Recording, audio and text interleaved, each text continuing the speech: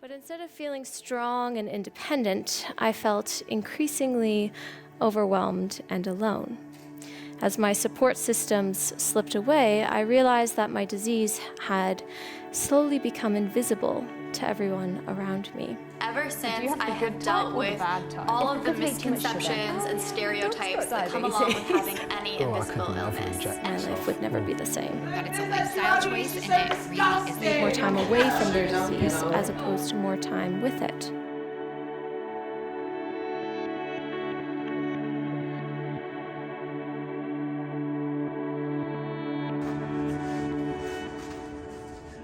You ready, Max? I was diagnosed with type 1 diabetes when I was 8 years old.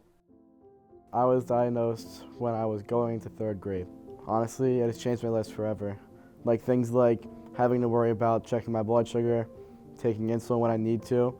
Like you guys don't have to worry about going out with your friends and having to check your phone about your blood sugar and making sure that you don't pass out and even die if you don't do what you're supposed to. I've been at my highest highs where I'm like crushing everything, and then I'm at my lowest lows when I am passing out and having a seizure. A year ago, I saw my brother having a seizure because his blood sugar was really low, and then an ambulance had to come and check him out, and I think that was super scary to watch and also know that could happen to me. Last year in journalism class, my blood sugar was starting to drop low and I couldn't really feel anything in my legs. So I was on my way down to the nurse's office, or trying to go down to the nurse's office, when I pass out. This is from what I heard. I don't remember any of this. Started seizing. Then my head went face first onto the floor and the class had to be evacuated.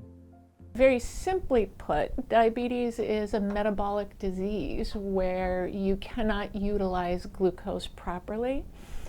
That's the sort of big umbrella of what diabetes is. So type 1 diabetes traditionally means somebody who is young, less than 21, who all of a sudden has almost total insufficiency of insulin from their pancreas, and they need immediate treatment with insulin. It's not a lifestyle disease. Our job here in the hospital is to set people straight, to provide information, to clear up those misconceptions about diabetes. You hear someone is a diabetic and you think, oh, well, they can't have sugar, or they ate too much sugar, or always having to attribute it to sugar. I think that people need to be more educated about it, because when I say it, oftentimes people don't know what it is, then I have to go into a long speech about what it is. Something that bothers me is when maybe somebody sees me having a piece of candy or a sugary drink and they're like, oh, you can't have that, like you have diabetes. Or when they might mention how like, oh, I have diabetes, you have diabetes because you ate too much sugar growing up. A lot of people don't know the difference between type 1 and type 2. So type 1 diabetes is an autoimmune disease where your own immune system attacks the insulin-producing cells of your pancreas. So you live in insulin deficiency. Your life depends upon injected or infused insulin to live.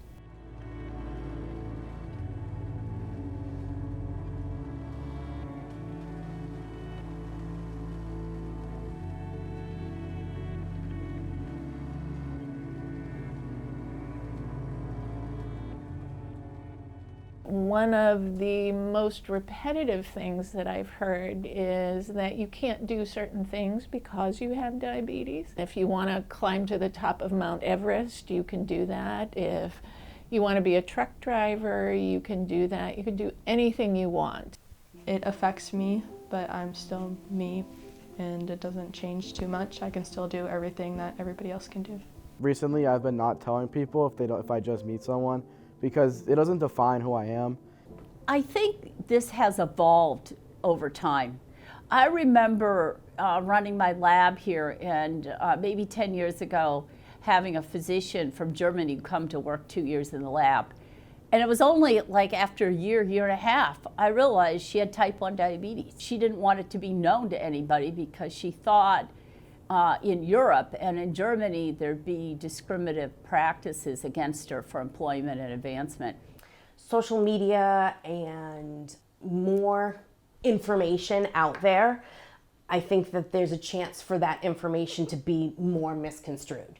I think that there's more opportunity for there to be the stereotypes.